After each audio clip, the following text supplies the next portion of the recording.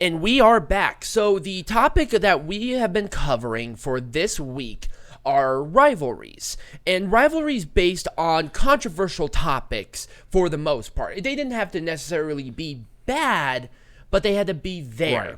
So I'm going to continue with mine because Peanut Gallery did his whole thing about the Bible study. For mine, I chose 3 categories: sex, wrestler's death, and race. Now, with sex, this one was a little bit more difficult because sex what? Sex is a part of the physical act of it, or sexuality, which I could have done as well. But I think we did like a whole thing about androgynous characters that kind of covered the majority of that.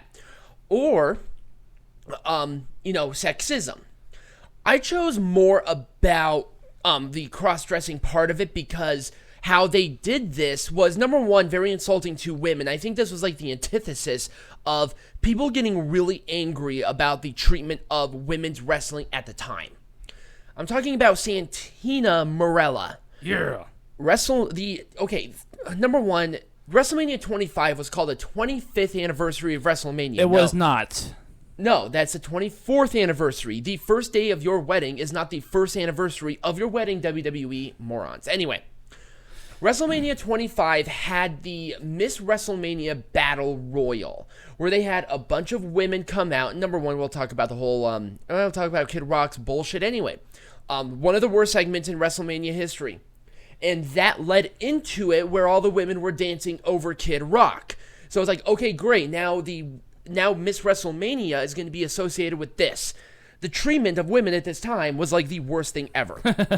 But all of a sudden, you had this battle royal, whatever. Great. They could have at least done something cool with it where like the winner got like a women's title match or whatever. Fine.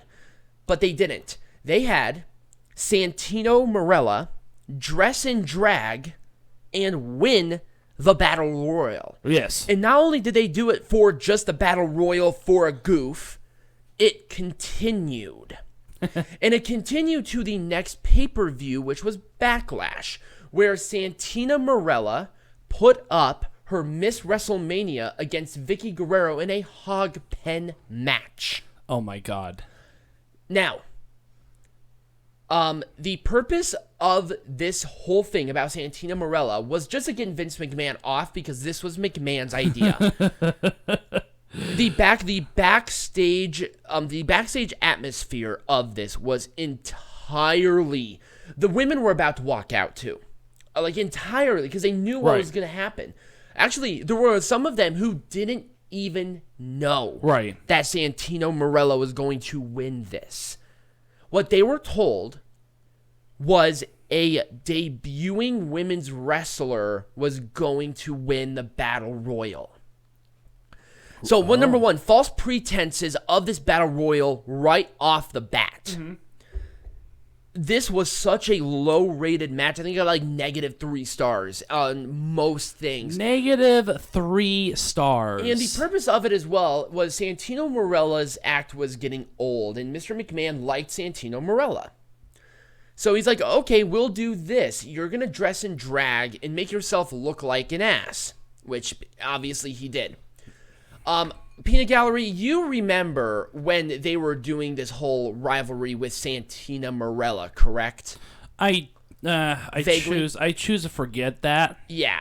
It was dropped at least a month and a half after the fact because it was ridiculous and stupid. They mentioned it periodically throughout, but everybody caught on the shtick.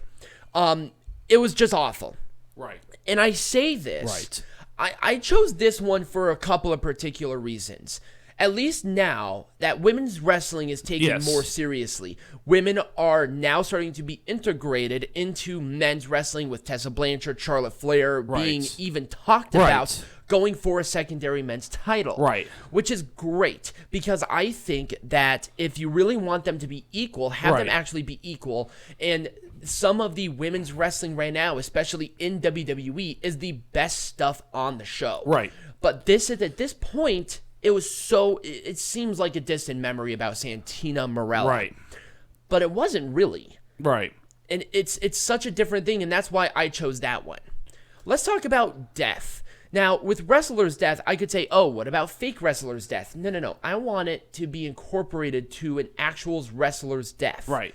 Initially, I was going to choose the exploitation of Eddie Guerrero. But I wanted to choose this one because I think this one really predicated on a lot of different things and a lot of different people. And this one was an actual, murder death. I'm talking about the Carlos Colon and Invader number 1 storyline over the death of Bruiser Brody. Invader number 1 was the gentleman who stabbed Bruiser Brody. Invader number 1 also, he was never actually in a jail cell 1 iota. He was sent to jail, and he was bailed out in a span of 2 hours after he was jailed for the murder. Wow.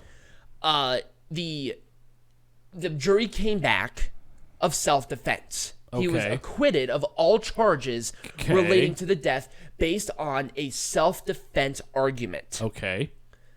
He was still revered in Puerto Rico Right. no matter what, even after. So I think Right. Puerto Ricans should be fucking ashamed of themselves for not only allowing him to continue to wrestle, Right. but still revering him as one of the most popular acts for the next 25 years after. Right. Which is disgusting. Carlos Colon's WWC at the time was also going downhill because of it, because everyone was covering it. Right. And all of the wrestlers who were drawing really big, like Abdullah the Butcher, Tony Atlas, Dutch Mantel, etc., they decided to leave out of protest of what happened, of that just egregious act. So Carlos Colon came out of retirement and challenged Invader number 1, where they never explicitly said for the death of Bruiser Brody. It was, and I quote, what you did to Brody. That is what the entire thing was. There are promos out there. It's hard to find because they did a very good job about hiding that disgusting thing. And Carlos Colon is no saint. His entire Hall of Fame bullshit for the WWE Hall of Fame should be revoked. 100%. But Carlos Colon won the rivalry overall. And that was the consensus. And this happened for maybe about a month and a half, 2 months there. It did draw very well in Puerto Rico, which I think, once again, these people are sick. Well, because it's literally a murderer doing an angle about the person that he murdered. With the promoter. That's right. With the promoter who was overseeing it and then said, oh, he's fine, we'll just continue to hire him. This is why I chose this. Right. Because there was no resolution for Bruiser Brody. Right. Which I find despicable within of itself. A wrestling legend. And so taken to where, because Bruiser Brody was murdered because Brody wanted to take over the WWC. Right. He had a reputation about protecting the boys. Right. And going against the promoters. Right. And he had a vested interest in Puerto Rico at the time. Right. But, it's so disgusting on how Carlos Colon took advantage of it because he was the booker at the time too. Right. And Invader number 1 was also a booker at the time as well. Right. So they decided to predicate on the Bruiser Brody murder against each other and not explicitly say it, but imply it of what you did to Brody.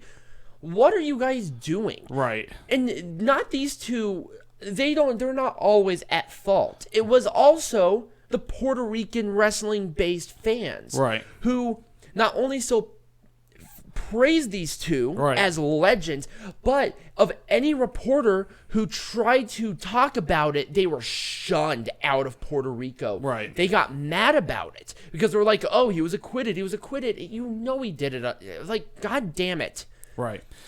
Like, as I was doing research on this, I finally found an article talking about this. Also, this happened in the mid-90s. And the murder happened in 1988. Jesus. It was less than 10 years after the death that they decided to do this rivalry. Okay. Oh, yeah, well, okay. Well, if it happened, right after, it's one thing, but, It was right there. It was 5 years after they decided to do this, and it was disgusting, number one. it just made me so mad. I'm like, the whole exploitation of Eddie Guerrero is gross, but they did not actually have like a murderer actually do that rivalry. Right. That's why I chose it. Excuse me. And the final one, I'm gonna do at least one that's a little bit different for race. I chose Mohammed Hassan, where he was an Arab American, but more specifically, he was a Jordanian, excuse for the pronunciation, Pakistani, Palestinian, not Pakistani. Maybe I should highlight this. That whole gimmick, where he was born in America, but he had these roots, and then he was being discriminated because it was a thing. It was post 9/11. This was post 9/11. This happened. He debuted in 2004, 2005. Right. Like pretty raw after the actual attacks. Right there in the middle of the invasions of Afghanistan and Iraq. Like that was news. Now the gimmick that McMahon wanted to do was a heel Iranian character. He wanted it to be your standard Iron Sheik, Nikolai Volkov, I Hate America. But Jim Cornette was the one who came up with the idea of him being born in America, but discriminated against him because of his heritage. Right. My problem with this rivalry, number one, I love the rivalry, and I thought it got great heat, which was great. Right. My problem with this rivalry was it made wrestling fans look like a bunch of racist bigots. Yeah. And that was kind of annoying. Which only applies to about 90% of us. Right. It really was.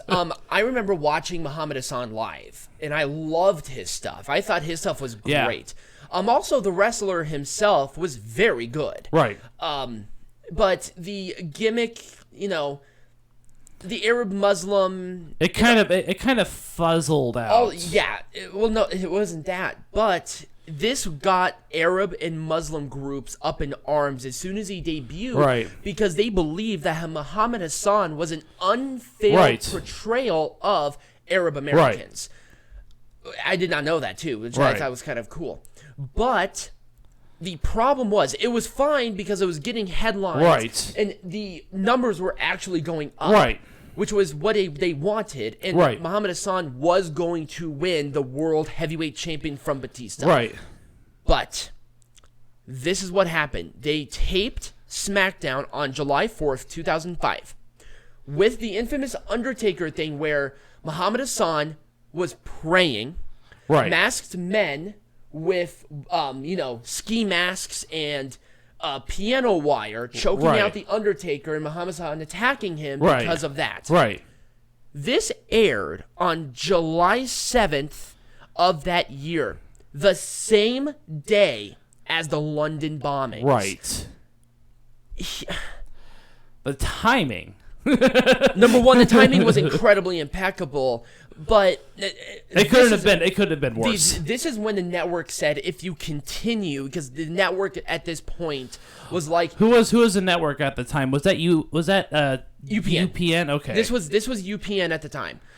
They decided they wanted Mohammed Hassan off of television entirely, because it just got so much unbelievable heat. I remember like weeks upon weeks upon weeks of just nonstop thing about this storyline. Despite them. And then what happened ultimately? Did Muhammad Hassan and Undertaker just say, done, that's it? They threatened the cancellation of Raw and SmackDown. Oh wow.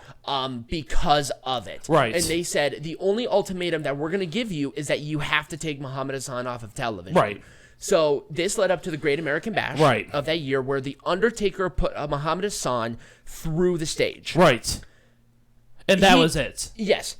He never showed up on television again, Mohammed Hassan, and he was released. He basically retired from wrestling, but he made an appearance, I think, like in 2016. For an indie show under the Mohammed Hassan gimmick. For like an offshoot. He right now is he's actually a principal in a very good paying job, and he's very happy.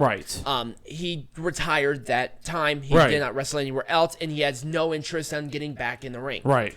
I chose this one because I liked the gimmick then, and I like the gimmick now. I thought it was a very controversial gimmick, but it did Mohammed Hassan portrayed his character very well. Mm-hmm.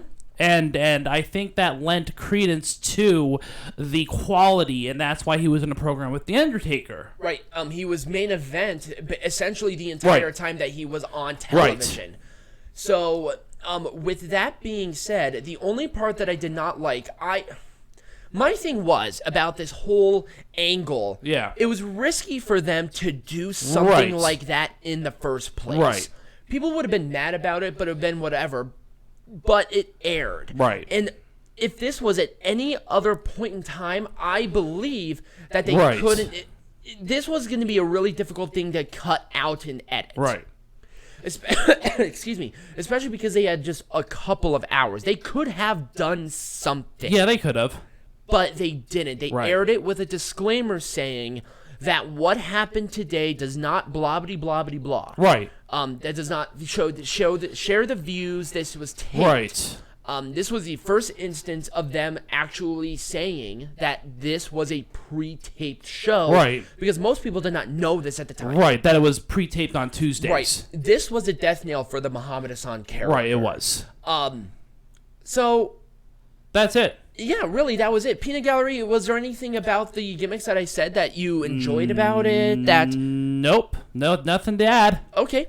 Do you want to do a break and then yours? Well, yeah, because you're already 16 minutes into this one, so... Well, come on. We're going to take a short break. When we come back, we're going to do mine. Yes. And we are back. We're talking about peanut galleries, rivalries, and go. So my I guess the storylines that I were assigned was a storyline revolving around a real life situation, around religion, and around sibling rivalries. Yes. So we're gonna first talk about real life situations, and the one I chose was Adam Pacman Jones. And the reason that I chose Adam Jones, and I'll just call him Jones or Pac-Man from now on. But the reason I chose Pac-Man is because at the time he was not having a great 2007. So he had a contract with TNA from July 2007 up until his release in October of 2007. The reason that he was able to do this was because in April of 2007, he was suspended by the National Football League for a year due to his off-field antics, I guess you could say. Very well known for his off-field antics, and what happened was he was with the Titans at the time, and he was transitioning. Ultimately, he would transition to be traded away from the Titans, but the Titans just did not want him because the Tennessee Titans were concerned about his off-field problems. Right. So what was the event that led to it? So anyway. There was a very infamous, well-known event that happened February 2007 after an altercation at a strip club here in Las Vegas. So, it was Adam Pacman Jones, a rapper. I can't remember the rapper's name off the top of my head. And then one of his friends went to a strip club in Las Vegas, got into an altercation about money. And Adam Pacman Jones is very well known for making it rain with the $1 bills at the strip clubs. Yes. So what happened was he was making it rain, and then he got into a fight with a couple of other patrons at the bar. He left, and then the other patrons also left with a bag of $81,000 worth of cash. Oh my God. And so I don't know if it was all Adam Pacman Jones money, but it was a lot of money. Right. So what happened was Adam Pacman Jones and an entourage came back, and one of the people in the entourage shot the place up. Yep. And it hit a guard twice in the chest area, I believe. But he was protected. But a wrestler named Tommy Urbanski was paralyzed from the waist down after a gunshot struck his back. He was, if I'm not mistaken, he was also the club promoter. Yes, as well. Yes, and yes, which is why he was there. Yep. In the first place. So he so the period of time in which he was signed with TNA was also the period in time in which it was between his arrest and the trial. So the trial didn't happen until like November or December of that year. And he was suspended for like a season. Right, he was suspended from the NFL for an entire year. It was never rescinded. Like Goodall and all the other people that were in charge never rescinded the suspension. So he was suspended for the entire year. But needless to say, 2007 was a very rough time for Pacman. But he comes into TNA because reasons. Well, at the point, TNA was desperate to right, get... They were desperate to get ratings. They were desperate to get money, to get views and stuff like that. So signing someone that's controversial as Adam Pacman Jones, you can't go wrong. The problem is that Adam Pacman Jones could not wrestle due to the terms of his NFL contract. The NFL agreed that he would appear on TNA because Adam Pacman Jones already signed it. Right. In the condition, because they didn't want him injured or the potential to get injured. And see, I think the NFL does it for all of their all the people that do stuff like this. I mean, Rob Gronkowski, we had the same problem. Right. Like, once he signed that NFL contract, he could no longer take hard bumps. So Adam Pacman Jones could appear on television, but he couldn't wrestle. So he was literally there as a showpiece. He was a glorified and very highly paid valet who did no wrestling. Ron Killings and Consequences Creed did all of the wrestling for him. Yep. And they won the tag team champions too. So Pacman and Ron Killings were tag team champions for about a month. Right. But Pacman Jones did no wrestling, took no hits, no bumps, nothing. But they did. So this thing was definite that it did get eyes on the product. It did. It got a lot of eyes on the product. And also, Team Pac-Man was getting very popular, too. Yes, they were. So they was very popular. And the reason I chose this was because they were essentially exploiting the fact that Adam Pacman Jones had a very long track record and nothing to lose. But it did not sit very well with a lot of other people because it's like, why is he on television? Why isn't he in prison for this connection? Right. I mean, it was just awful. He gave up the name of the person who shot up the place like a year or two after the incident. Right. In fact, he even said during that time that he denied knowing who did it. Yep. He said, I didn't even know that person. It was a part of his entourage, it was. though. It was actually a member of his entourage. So, of course, that's, I mean, it was just it's fine to bring in talent from outside the promotion. I mean, but just not someone in that kind of a position where he's about to be going on trial for accessory to murder. Now people were comparing the signing of Pacman Jones. I remember this. They compared that to when Mike Tyson signed with the WWF. The difference is that Mike Tyson was controversial in the sport, not outside of it. And also he was like being aggressive and biting people, not shooting somebody and paralyzing somebody. I mean, Adam Pacman Jones does not have a lot of controversy on the field. He was just a cornerback for... not a cornerback for various football teams throughout his career. But it was the stuff that happened outside, because he has if you look, he has God, how many arrests? He probably has dozens of arrests on his record. I mean, this guy is screwy outside the field. Yep. And that was the problem, was that the problems were not on the football field. They were outside of it. Right. And it wasn't just a matter of, he bites one person here, does this person there. He literally shot up a strip club. Well, he didn't. Well, he did it, but his entourage did. Yes. He essentially said, let's shoot this place up. Right. Because I need my money. Right. Anyway, so that was the first storyline. The second one is going to be a little bit shorter. The one about a sibling rivalry. And sibling rivalries are very well known in the wrestling industry. Mm-hmm. But I'm talking about the Bellas when they had their storyline. And the reason I chose this one was because wasn't because of some of the things that they said, but they did say some pretty gnarly things to one another. As brothers, I wouldn't even fathom saying this to my brother. Like Brie Bella saying to Nikki Bella, "I wish you died in the womb." But what happened was WWE invested a lot of time in this storyline. This was the focal point of... I mean, when I think about the Divas era, this is the storyline that I think of. Mm-hmm. And the reason that I think of this is because the Bellas were essentially on top the entire time. And they sucked. They sucked then. They still suck today. They suck in the ring. They suck out of the ring. They suck with wrestling. And they suck with promos. And that was the problem. The Bellas are not good at acting. They're not good at wrestling. So you have them become the top stars in your company. Because they're hot twins. Yeah, exactly. So, and I chose this is because it was just terrible. And it reinforced this male soap opera stereotype that people often associate with wrestling. Right. And it really went against their mold of family friendly because it's like, so you have two terrible wrestlers who are only there because they're dating and related and married to very, very high up ranking stars at the time. Right.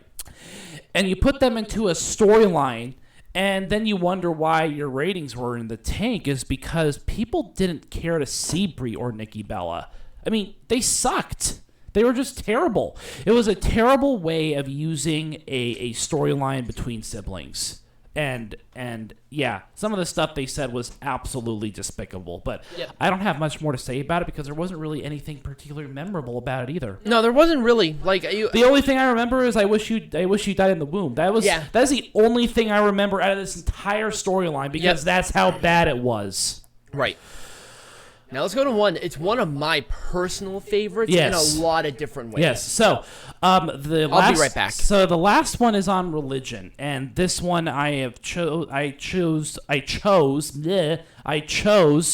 Raven and the Sandman, that very famous crucifixion angle.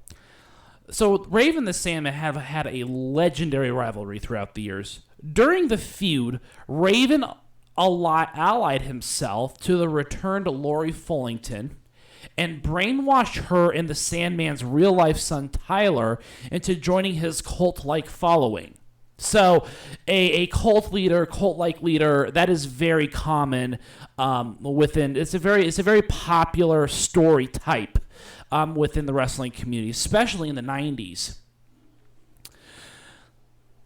So, Raven psychologically attacked the Sandman by having his son deny his relationship with his father, telling Tyler that his parents' divorce was the Sandman's fault, and making him perform Raven's trademark taunt and other mannerisms. This was the Sandman's real-life son. Yep. So, and they were going through an actual divorce, and I think the son was very young, too. Yeah, he was. So these actions started a series of many blood matches. And I really like, honestly, I really like the storyline at that point. But it was the conclusion of the feud that shocked fans the most. On October 26, 1996, the Sandman's son interfered in a match between Raven and the Sandman and helped his father.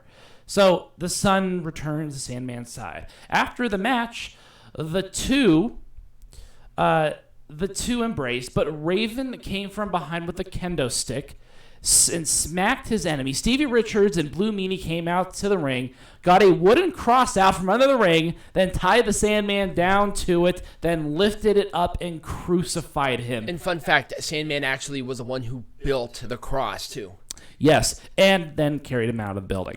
Yep. And so... like Crown of Thorns, whole 9 yards. Yeah, like it was... And the incident caused the whole arena to just go silent as it happened, marking the first time that even the ECW fans, or the mutants, were left speechless, and the mutants were called fans at the time, you know.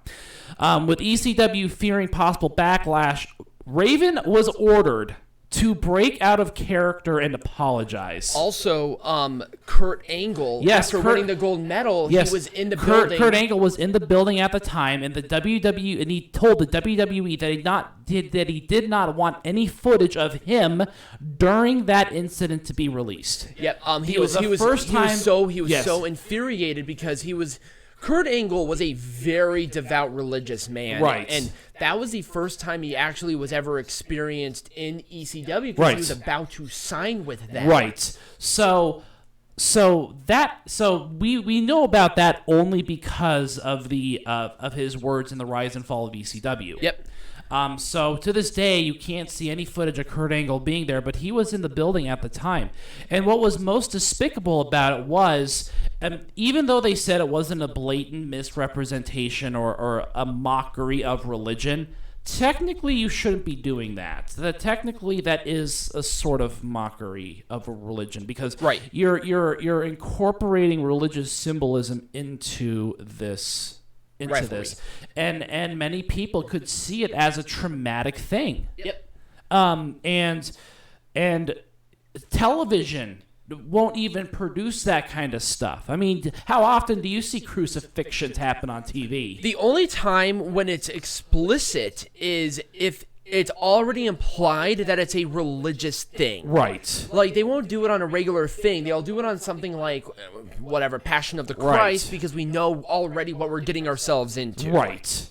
So that was the reason I chose this one, was just because of the incident that happened where Raven had to break character and apologize. I think that was like the first time in ECW ever that they actually had to do something like that. Right. And ECW is known for their controversial things, but this is one of like the three things that I remember out of ECW that was controversial. Yep. And so that's kind of why I chose that as my religious topic.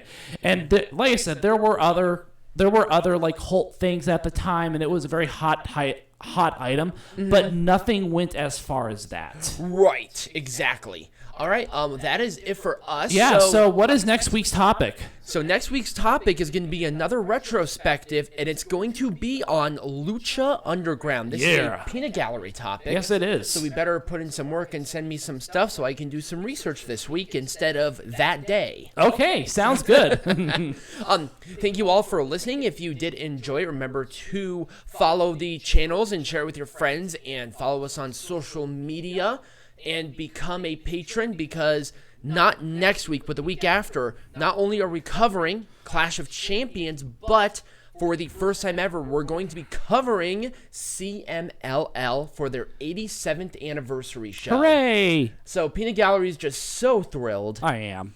It's going to be really funny. So, thank you all for listening.